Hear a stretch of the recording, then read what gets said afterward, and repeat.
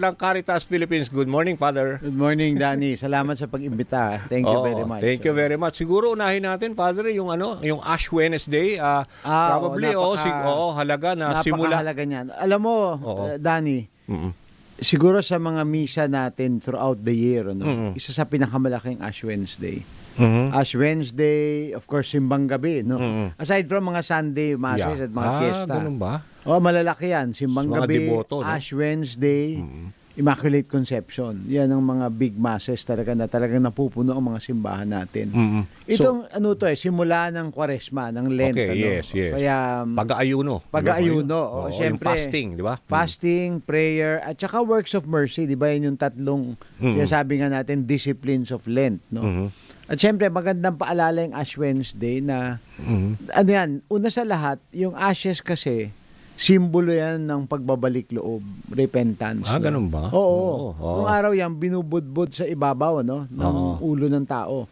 As a sign of repentance. Tandaan mo, nung kasagsagan ng pandemya, yun yung prescription, bawal diba? pa yung mga, di ba? Bawal yung mga tabi-tabi, humawak, physical. So yun, magbudbud sa ulo, which is the original, which is the original. Okay. So, tapos ngayon sinasabi ng pare, repent and believe in the gospel. Magbalik loob at maniwala sa mabuting balita ng ebanghelyo. Kanina nakikinig ako kila Peter, sinasabi nila parang wala yatang parang conversion sa Tagalog. Ano ba ang ibig sabihin pag Ash Wednesday, pagbabalik loob, yung ba ang dapat na right description?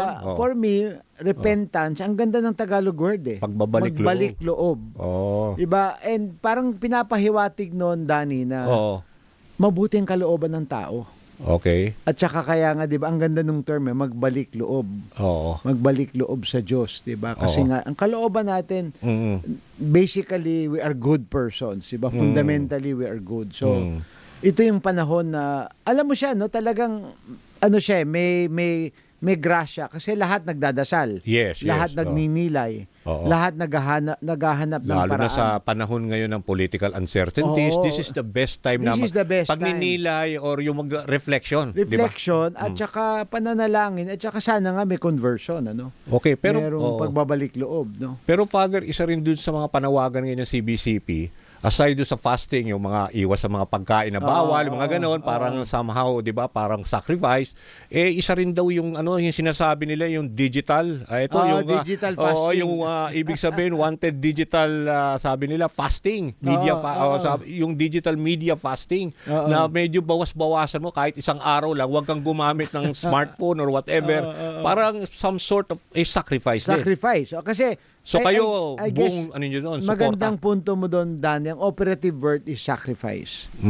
Diba? Kasi grabe tayo sa gadget ngayon. Diba? At saka alam mo, pati kabataan, apektado pati sa tayo, content. diba? Yeah. Example na lang, kumisan, I'm sure, kumisan nahuhuli mo sa sarili mo, na before you know it, mga 20 minutos, 30 minutos ka na nagsusurf online. Lalo na yung madaling araw, yung patulog ka na, minsan meron ka pang gustong tingnan. Hindi mo alam, ang dami ng minuto na ginugol mo. Na nagugol mo, di ba? Kaya, for me, that's a sign of, in quotation marks, addiction, no? Kaya, So yan, talagang suportado ho ng simbahan yan. At alam ko, kanina, homily nandoon sa Manila Cathedral, yan daw yung panawagan ng CBCP. Kasi, tandaan natin kasi yung digital in quotation marks addiction, marami siyang bunga. Number one, we're more open or biktima ng fake news, no? Kasi alam naman natin nagkalat ang fake news online. Number two, it prevents interpersonal connections, 'di ba? Pag tayo lahat nasa gadget. 'Di ba may mga drawing o mga picture na pamilya magdi-dinner pero lahat nasa telepono, 'di ba? So may mga ganung bagay. Nawawala na yung spirit of bonding. Yung bonding, yung physical, 'di ba? Yeah. Siyempre iba pa rin yung face-to-face personal relationship, interpersonal. So yun yung magandang panahon, 'di ba, na magsakripisyo, 'di ba? Ibig sabihin doon sa panahon ng let's say yung Kwaresma, meron kang let's say sacrifice mo isa o dalawang araw na pag-uusapan niyo ng pamilya. Wala mo nang gagamit ng gadget. Pwede, 'di ba? Or once a week. It depends sa usapan niyo para at least ibig sabihin para maintindihan naman nila yung significance nitong panahon na 'to. Oo, 'di ba? May sakripisyo dapat 'di ba? May sakripisyo, 'di ba? Kasi tandaan natin, sakripisyo, wag lang natin ikulong sa sakripisyo yung pagdurusa o ano, 'di ba? Pero sakripisyo isang malayang pag-aalay, 'di ba? Na buong-buo yung pag-aalay natin, 'di ba? Para nga mahigit na magkaroon ng biyaya, 'di ba? So, yun yung sakripisyo, 'di ba? Father, kasi I will also take advantage, nandiyan ka na rin, dahil next week, di ba, February 25, alam yes, ko, 1 week from now. Yeah, kaya masyadong abala rin kayo, alam ko, bilang kinatawan nitong Caritas Philippines, at saka, syempre, kayo yung parang mga nangunguna sa mga alagad ng simbahan, para dito sa mga paghahanda. So, siguro maganda rin bigyan ng konteksto, no? Kasi ang Caritas Philippines, ang isang pangalan niya is Episcopal Commission on Social Action and Justice and Peace. Okay. Yun yung aming commission kami ng CBCP, no. Ngayon naatasan kami mag-coordinate ng iba't ibang mga activities ng simbahan, lalo na dito sa pangatlong bahagi ng trillion peso march, no? Yeah, oo. Kasi nagkaroon tayo, 'di ba, September 21, November 30. November 30. Ito yung third part, no. Ito yung mas tingin nyo ba, dahil mas malaki yung paggunita ngayon 48 40 years now since the EDSA revolution, ano ho ba ang mga ine-expect natin, mga preparasyon? Marami ho bang maraming I'm sure activities. Progressive Bloc will be joining. Maraming activities, Danny, and andyan lahat. Andyan ang simbahan, andyan ang sinasabi mga Progressive Bloc, andyan ang Makabayan Bloc, di ba? Mga estudyante. Mga estudyante. For example, siguro mabilis lang, yung mga iba't ibang activities, especially konektado sa simbahan. So sa People Power Monument? Una sa lahat, ang simula is November 21, meron na. Hindi, no? February 21. February 21 pala, yun sorry. Sa Circle. February Alam 21. ko kayo yun, yung concert. No. Tapos, magsimula ng February 22, kung kailan nagsimula ang People Power, ay meron ng mga activities sa EDSA Shrine. Okay. Meron yung anong tawag dito? Yung Ang salubungan? Clergy for Good Governance. Okay.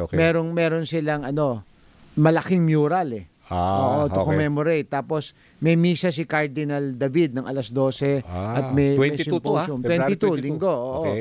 Tapos sa 23 naman, meron din kaming press conference signing ng MOA ng Caritas Philippines with DPWH at PCCI at Mayors for Good Governance monitoring infrastructure projects.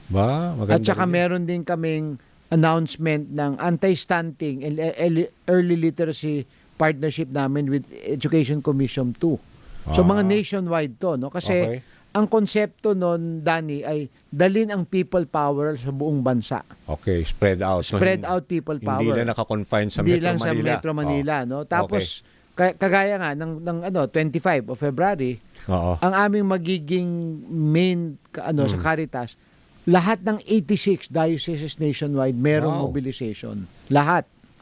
Okay. Kasi alam ko you're also very active na, alam ko ikaw yung link din diyan sa mga, alam mo na, kay Presidente at kay First Lady. For now, siguro, you can be at liberty to tell us.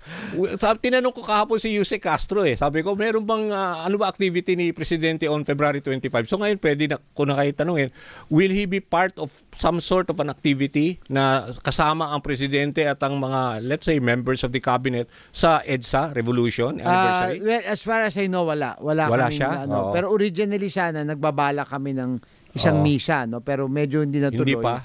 Hindi natuloy. And, I mean, umuo na sila, no? But hindi natuloy, so I guess we will plan that some other time, no? Kasi I think part of what we want to also push is, of course, andyan pa rin yung corruption issue, yung accountability. But at the same time, I think we need to also push for healing. Healing ng ating bansa, 'di ba? So, and part of the healing of course is justice, no? Hindi ko sinasabing kalimutan na yung hustisya, no? Pero I think kailangan mapasok pa rin natin yung consciousness for healing. So ngayon, in the wake of ito, masyado yung divisive nga ngayon, ay may impeachment. Correct. Tapos itong darating na itong next week, 'di ba? Yung case din dito kay Digong dito sa former president. 23 din yan. So marami yung ine-expect natin. So kayo ho ba somehow all of this, you are closely watching all these developments? Yes. This will be part of the celebration. This will be part of the celebration kasi nga is ang mahalaga dito is number one, yung unity is very important, but I think unity must be premised on a very principled unity. Kasama diyan ang hustisya, and kasama diyan ang lalo na sa corruption, yung pag-amin, yung reparation, 'di ba? At justisya, no? Oo. So mahalaga 'yan mahalaga 'yan kasi otherwise parang walang nangyari, no? Okay. So yun yung mahalaga dyan. So ini-expect natin meron ba tayo mga, let's say, mga legislators who will be part of nandun din, mga guest speakers sila? I'm sure may mga but do sa rally, yung main rally kasi is hapon ng 25 sa People Power Monument. Matapos nun, magkakaroon ng prosesyon. At ito na buong iba't ibang bahagi ng Pilipinas. May prosesyon around 3 o'clock, 4 o'clock. Tapos nun may mission ng alas 6. Tapos may concert. May youth concert. 25 din. Na 25 ng gabi, alas 8. Merong youth concert launching ng youth movement for civics, education, information. Andiyan ang Ben and Ben, tsaka iba't ibang artist. The usual, oo. So, sige. Nako, Father, medyo kapos na tayo sa oras, pero maraming salamat for sharing your thoughts. At saka, syempre, more power sa Caritas. At sana maging mapayapa naman yung February 25. I hope so. I think maging mapayapa siya. Okay. Maraming salamat. Salamat din, Danny. Salamat sa lahat ng ating mga nanonood. Yes, okay. Yan si Father Carmelo Tito Kaluwag, Executive Director ng Caritas Philippines. Wag ko kayo